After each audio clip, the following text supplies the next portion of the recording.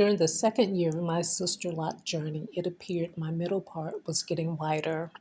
My thin edges were almost non-existent, and my entire row of locks along my nape fell out due to hair loss. After my February 2024 retie, I stood at a mirror admiring my long, beautiful small locks. This was the longest I could recall my hair ever being, and as I stood marveling at the beauty of my hair, I couldn't stop looking at my middle part, asking myself the obvious, is my part getting wider? Moments later, without being provoked, someone walked by and commented how my middle part was getting wider. That comment and what I could clearly see for myself resonated with me. And while I had been experimenting loosely with knots on the shafts of some of my locks, I committed to the transition. March 2024, beginning my knotted lock journey. I absolutely adore Beyond Knotted Locks creation on the clients of Melissa Blake. In my opinion, it is the most beautiful presentation of small locks. As a DIYer of 1 year, I maintain my locks with a version of knotting that I create, which is suitable for my hair. A very important part of my transition was the mindset. I had to accept another version of hair beauty. More so, it was my knotting creation that I would have to accept as beautiful.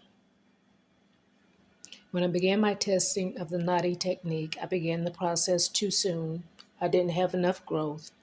I didn't know what I was doing other than going off intuition.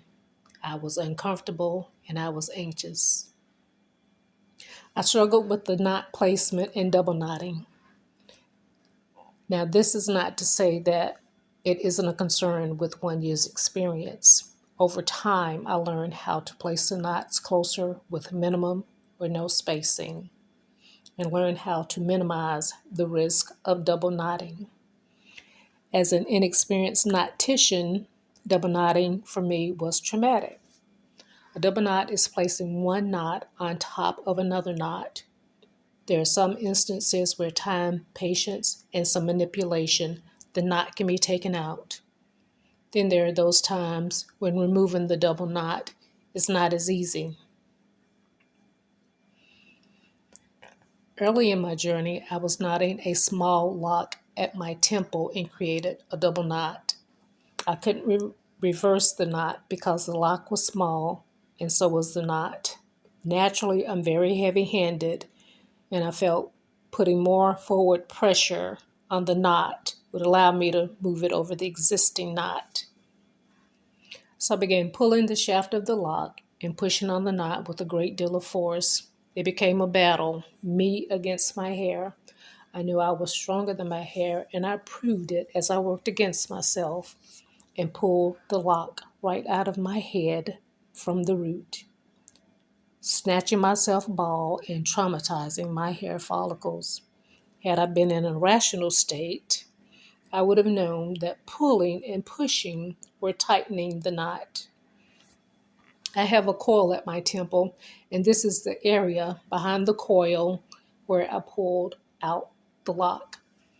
After weeks of having an aching scalp, months with a glaring bald spot on the side of my head, and some other teachable moments, accepting my natural knotting imperfections became easier. This 12-month knotted lock journey has been very rewarding in that I can maintain my own hair in a manner that is suitable for me and for the condition of my hair. Each lock has its own knot characteristics, different shapes, different sizes, placements, and appearances. When my locks are resting, it is almost unrecognizable that I have knots in my locks. I enjoy feeling the individuality of each lock and knot, feeling the changes. Each lock tells how it is experiencing the journey. I've had a lot of teachable moments and expect many more as I continue on this knotted lock journey.